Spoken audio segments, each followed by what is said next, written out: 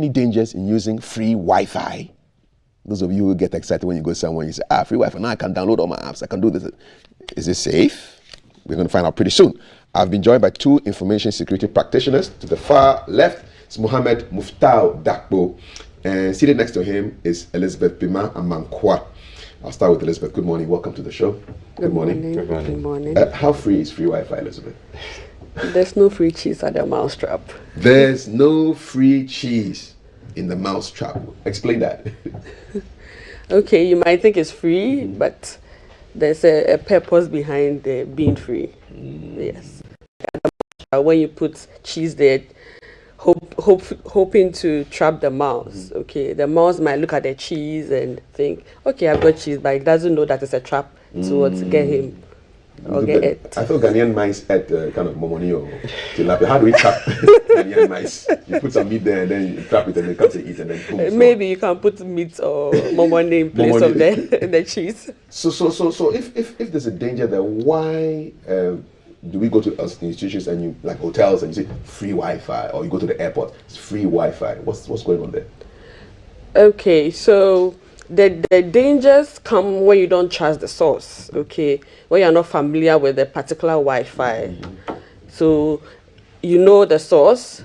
Let's say you are GTV, you know your Wi-Fi, you know that it's from GTV. Okay, it's a trusted source. So that one you can legitimately connect to it. But if you don't know the source, it's not really free like you might think.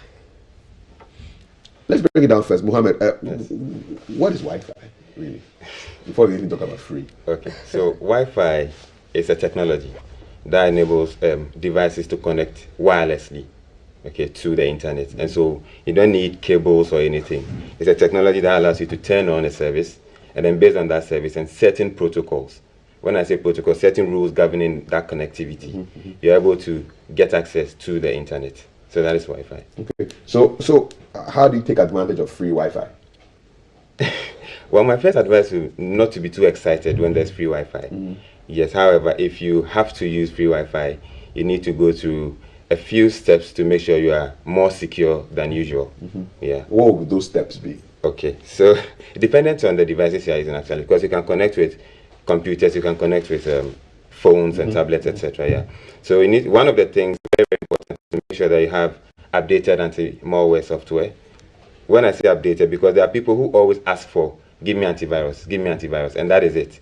But you need that, it has to be also updated. Because the more you update, what you are doing is you are downloading a database of all known threat types or malware types, and that is the essence of updating these anti-malware software.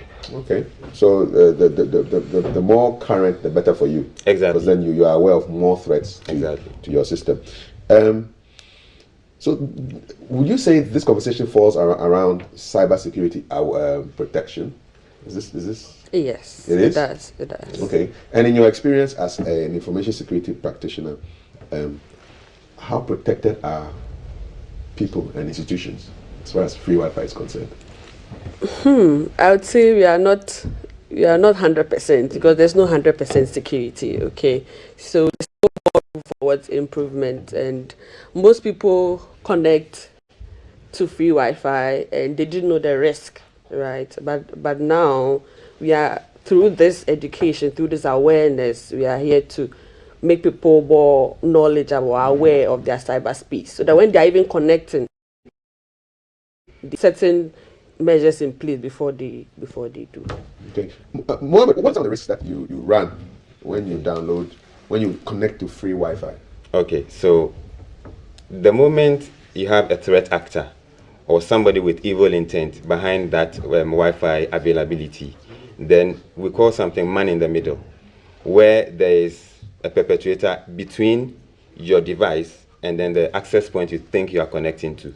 And so what those people do with, depending on their skill level, however, you have people using all sorts of tools, okay, technology tools, to try and get into your device via that Wi-Fi connection. And so usually it doesn't even look like it's fake or anything, because they craft it so well that you easily fall prey to it. And so you connect to that, and through that connection, that person can get your credentials, be it corporate credentials, be it personal credentials, in clear text. And so they don't have to guess your password or anything. Nope. The moment you try, maybe inputting your Gmail account as an example and your password, they just harvest all of that in clear text. And clear text means yes, what? In clear text means that, so you see when you enter password, typically you see some asterisk or hashes. Yes, it's but when they harvest, they see the alphabet, the numbers, the character, password. everything that you think you are hiding. Who are these guys, man? So they are threat actors. Usually we like to call them hackers, okay. But they are not necessarily all the time hackers. But they are threat actors. Yes. So they pose as a threat to your security when you connect to some of these free Wi-Fi. And they're operating in Ghana. Wow. Yeah. They are. They are all around us. All You might around. never know who it is. Yeah. What's the level of, and what's the most serious case of these threat actors harvesting data from free Wi-Fi that you know about? Okay, what I will talk about is impersonation, okay, or identity theft. So someone harvesting your credentials, they know your username, they know your password. They can use that to take your identity or steal your identity. So like Kafui, someone getting your details, the person can use that to even log into your bank account. They can use that to withdraw money on your behalf, right? Someone might spend money, even online, when they get access to your CVV on these debit and credit cards, they can purchase things on your behalf. What is the CVV? So the CVV is the 3-digit at the back of your MasterCard or your Visa card. And usually when you are going to do online purchase, they ask you to enter it as an extra level of security. So someone getting access to this sensitive data can use that to replace you, right? And there was an instance, okay, a lady went to American embassy. She was going to get a visa to travel. And they checked through their database, okay. And they said, woman, you're supposed to be in the US, so what are you doing here? She was utterly surprised. And she asked further, what's the issue? And the person going to give the visa, the interviewer said, you are already in the US. So someone used her details. You're already in the yes. US.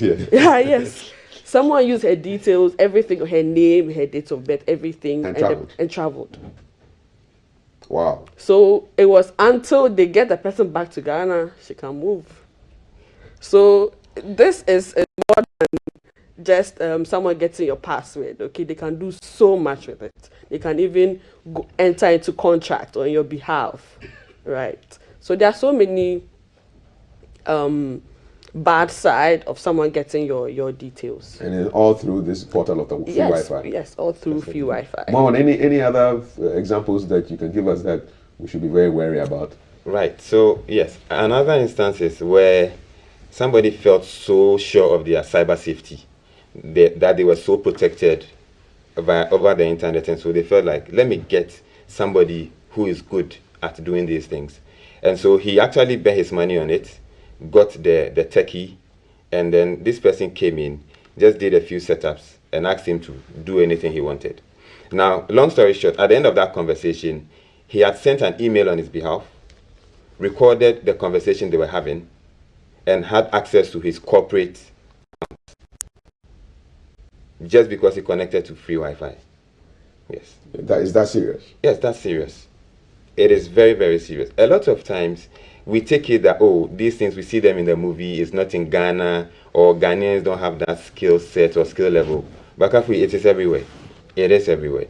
In the news, there was an alleged data hack at the electricity company of Ghana. I mean, as IT information security practitioners, what did you make of that occurrence a week or two ago? I think the people were all, wow, ECG has been hacked. I mean, were they hacked? According to their communique, they said they were having network issues. But what I would say pertaining to that is no organization is free from a cyber attack. Okay, even there are big companies, the Microsoft, the Amazons, they are also cyber attacks. So no organization is entirely free. Okay, but I would say in Ghana, because of recent efforts by the Cybersecurity Authority, people are getting more aware. Okay, companies are also striving to put certain things in place to secure their, because we are on the internet every day. Okay, personally as corporate organizations. So I think in Ghana there's more room for improvement. There's a lot we should do to what keep up, and moreover, because we don't have a lot of these skill sets in the country, we advise companies to what, train people. Okay, train their people so that they can man their systems properly and better what, protect them. Yes. Muhammad, so am I right in saying that we are all vulnerable? Yes. Okay. All of us are. So how do we reduce our vulnerability? I'll start first with an individual. How do I protect myself from being attacked by these guys? Awareness. Read about some of these things, right? If you find yourself in the corporate space, let me also say that your personal life, okay, can actually impact your corporate life as well. And so working for a corporate entity, your security posture as an individual says a lot about the general organizational posture, security posture. And so we need to learn, we need to read blogs, we need to watch videos, we need to keep ourselves up to date with the times, because like it or not, technology is here. Like it or not, we are all on the cyber space one way or the other. And a lot of times we can't even control our data that goes out there, right? But the little we have control over, we need to better protect it. Yeah. Let's just not be naive to the fact that, oh, these things, I've seen them in movies. No. Until it hits you, you feel like, and so don't wait for it to hit you. I even think sometimes the stuff in the movie is based on real life. Yes, a lot of times. Yeah. A lot of times. But you see, because, let me say Ghana, for example. I have, in my little experience, I've heard people say that, oh, these things are far from Ghana. It's in American movies. That means that that's their reality. But what is the difference between us sitting here and somebody in America, when you can pick a phone and say, hey, how are you? And do a live video call, right? And we do some of these things over the free Wi-Fi. I mean, you never know who is in the dark. Kafui, do you know how any threat actor looks like? Can you tell? It could look like you or me. Or you, exactly. Exactly. So as we see here, any of us could be a malicious user. But because we are nice to people, they look at us and say, oh yes, Kafui can't do that until Kafui does that. Let me just pick up on something you just said. Sure. So, are you saying that if I use free Wi-Fi and I make a video call to David, my camera guy, sure, somebody can intercept that video call? Yes. A man in the middle can. A WhatsApp video call? Yes, a man in the middle can. WhatsApp always tell us, oh yeah, everything is secure. You mean so somebody can hack through? Well, Kafui, systems were built by humans, and so humans always find ways to bypass these systems. Yes. And with every technology, there is a vulnerability. But some of them are low risk, and so the vendors accept them. But I'm telling you, there's a vulnerability everywhere. People can exploit these vulnerabilities. Yeah. Elizabeth, talking about vulnerabilities for corporate organizations like GDC, or how do we protect ourselves? Okay, so I would say, like, you go to a hospital and sometimes you don't even know how you are feeling. The first thing the doctor might advise is to do a general checkup. Okay, they run through your blood, your urine, everything to determine which areas. Then the doctor can advise you based on that or prescribe some medication. So we as professionals in the industry, we advise vulnerability assessment. That's the first step, because you can't go about just downloading software, buying software. Meanwhile, it will not solve your exact problem. That's like going to the pharmacy and taking drugs without having determine what's wrong with you. What's wrong with you. Sometimes some symptoms might not be what you think. Okay, you might go to the pharmacy, maybe buy this, but for all you know, that's not what is exactly wrong with you. So we advise to do thorough risk assessment, thorough vulnerability assessment, and through that, you know the areas that you need to beef up your security, and the areas you are also doing well, which we do as security professionals. Do you find that Ghanaian institutions, even individuals, are getting more aware of these things, or they go, forget this?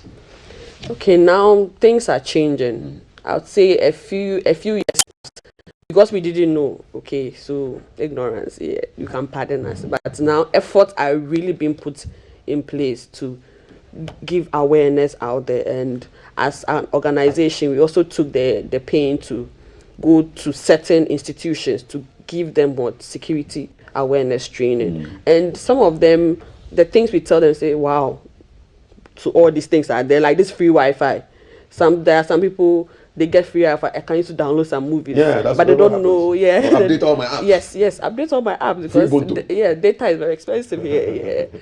So when people are aware, they know the risk. Then now they can protect themselves. Okay, but if they are not aware and you tell them do this, do that, they might say, okay, why should I do this? What's the purpose? But they know the risk now. Now people are more aware. They know the risk, so they are putting things in place bit by bit. Muhammed, I heard that open public areas like airports, maybe bus terminals, even hotels, you could have malicious actors, your word, sitting there and just harvesting information from people who are using free Wi-Fi. Correct? Correct. So the hotel Wi-Fi too sweet, though. It's so fast. Very. That's because usually don't have like the masses connected to it and all of that. But have you ever wondered if it is indeed the hotel's Wi-Fi? It could be. Or for you, it's just connecting to the internet. It's fast. I'm downloading. I'm logging in. I'm sending this, and so you have. You mean it could be somebody impersonating the hotel Wi-Fi? Yes. Because you see lots of options sometimes when. Exactly. And as we sit here, if we had decided to or planned to, we could just create a free access point, a free Wi-Fi access point, and then people just scan, they see it, they connect to it. We are GTV, right? So the SSID, the name of the Wi-Fi will just be GTV1 or GTV free Wi-Fi. In a few minutes, I'll get people connecting to it. Especially when I make it open, no password required. But somebody thinks, oh, this is GTV. How bad can it get? Let me connect to it. From production assistants all the way to director, they'll be updating. and somebody will be seated in the background and smiling. And all our passwords will be showing up on the screen. Wallahi. Wow. Easily. So there's no free cheese in the mousetrap. Okay, so are you saying that we should totally, when we see with free Wi-Fi, we should say bye? Not necessarily. I mean, if you trust the source. So one thing is this. Even trusting the source. Yeah, because if like you said, it's a GTV, free Wi-Fi. Yes, of course. My first thing is, okay, well, oh wow, GTV, progress. But sensitization and awareness. I'm sure Team IT will be in charge of all of these. So Team IT has to inform, say, staff, as an example, that, okay, we have, say, 4 access points. Maybe we have GTV main, GTV 1, 2, maybe GTV guest. Usually organizations do that. So at the back of your mind, you know that there are 4 access points you can connect to freely. And so when you establish that trust, and also Team IT has a big responsibility. Not Team IT alone, but everybody inclusive has a big responsibility. For Team IT, they will need to scan, right? To scan to be sure that, yes, the 4 access points we created are the only 4 around. If there's any other GTV, alert, exactly. Because somebody can easily jump in, sit anywhere. You know the Wi-Fi range is quite long, and so somebody sits somewhere, and then they craft their own access point, call it GTV free Wi-Fi. Yeah. Well, what is the average Wi-Fi range? If you are here, I mean, can somebody on the car park get it? Devices differ, and sometimes when you go enterprise, you have boosters. We have like industry standard boosters that can go even further than 100 meters. Okay, before I bring in Elizabeth, and there are some cities, they actually boast of a free Wi-Fi, tourism benefit. Sure. Oh, we have free Wi-Fi in this city. I'm sure if we do further research, we know that they also have high crime rates when it comes to the free Wi-Fi. I hear you. Cost of data is so high. People are literally crying when they are buying data. So what do? We keep buying the high data and avoid the free Wi-Fi. Okay, so we will not say avoid it at all costs, because we are humans. But you can put certain things in place. Like example, you can use a VPN. Okay, a VPN is virtual private network. Okay, it helps you to connect securely on the internet. It gives you like a tunnel that you connect straight away to your.